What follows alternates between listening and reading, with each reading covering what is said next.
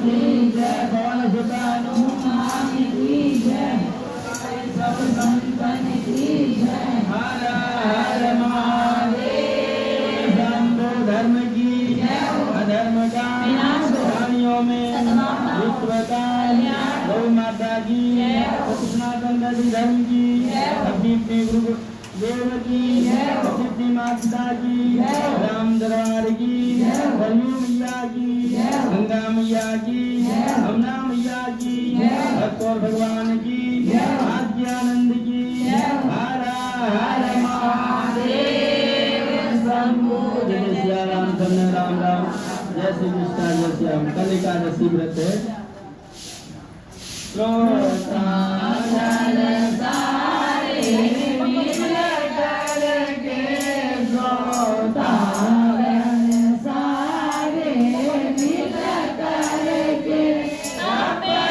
वृत्ताद्यंत प्रणत पाल विभूतम वंदे महापुरुषते चरणारविंदम। गुरुर्ब्रह्मा गुरुर्विष्णु गुरुर्देवो महेश्वरम्।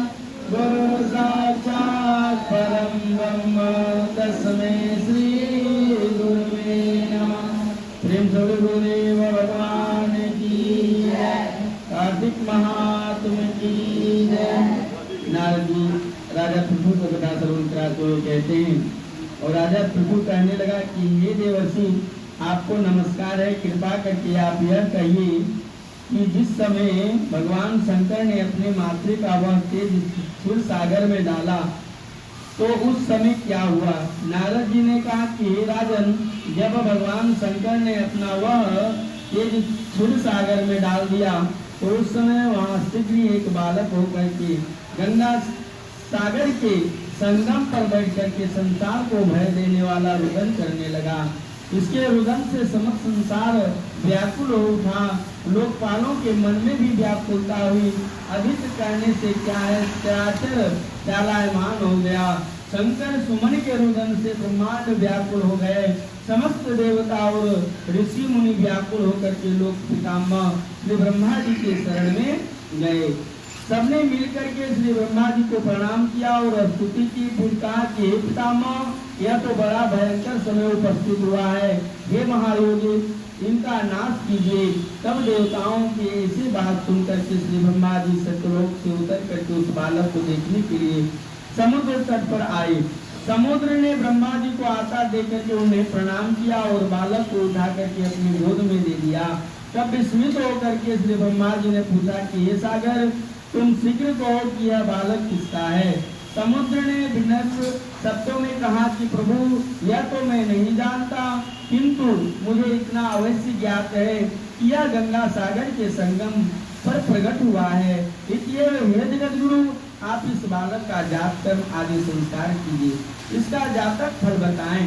नारद जी के कहते ही कि इधर तो सागर ब्रह्मा जी से ऐसे कर रहा था, उधर सागर को तो ब्रह्मा जी के गले में हाथ डाल करके बार बार उनको आकर्षण कर रहा था। फिर तो उसने ब्रह्मा जी का गला इस जोर से पकड़ा कि उसने फिर तो ब्रह्मा जी के नेत्रों से आंसू टपकने लगे।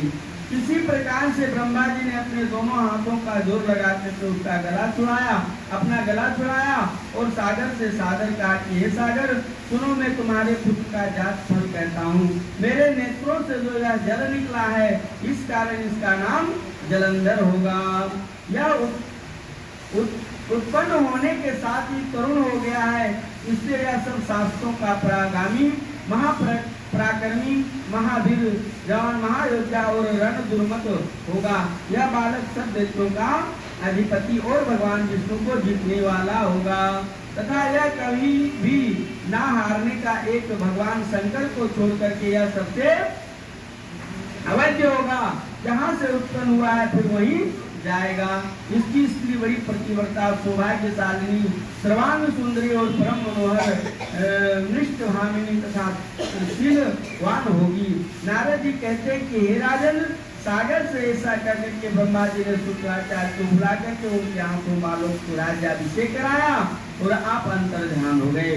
फिर तो बालक को देख करके सागर बड़ा ही प्रसन्न हुआ और घर आ गया।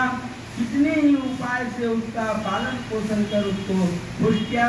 फिर कारणेमी नामक असुरों को बुला करके उनका वृंदा नाम कन्या से सदवी विवाह करवा दिया। उस विवाह से बड़ा उत्सव हुआ। फिर शुक्राचार्य के प्रभाव से स्त्री से जलंधर दैत्यों पर राज करने लगा।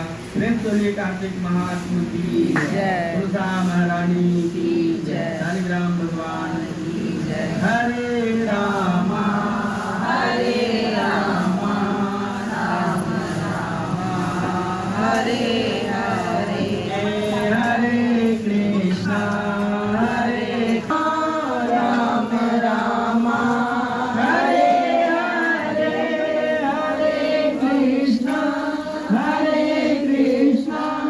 कृष्ण कृष्णा हरे हरे, हरे राम राम राम हरे हरे। लो श्यावर रामचंद्र की जय और मुकुटबंसी वाले की जय, अयोध्या नाथ की जय। हर हर महादेव।